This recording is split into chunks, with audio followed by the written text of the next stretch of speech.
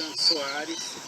Eu não gosto muito do meu nome, porque é um nome que serve tanto para homem quanto para mulher, então já me causou alguns constrangimentos. Então eu adotei o meu nome por Soares. Então quando me perguntam, eu falo que meu nome é Soares. Se insistem, aí eu falo o nome completo. Eu tenho 56 anos, né? Nasci aqui em Marília e trabalho na biblioteca da Unesp já faz 35 anos.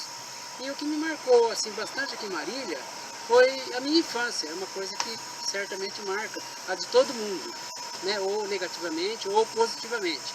A minha marcou positivamente, porque foi uma infância que, apesar da gente ser pobre, mas a gente tinha amor, né? Amor da família, tinha consideração dos vizinhos, então era uma coisa muito gostosa.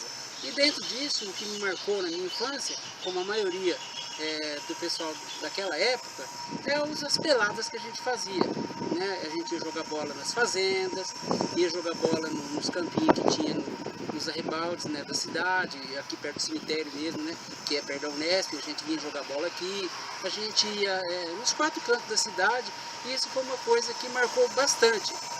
Tanto marcou assim na memória, como marcou fisicamente, né? Eu tenho várias marcas aqui na canela tal, de a gente ter jogado bola e ter se machucado, mas era uma coisa assim muito saudável, é uma coisa que, né, trazia na época muita alegria, e hoje traz assim momentos que a gente fica lembrando e com pena de que infelizmente, ou felizmente, não sei, não volta mais, né?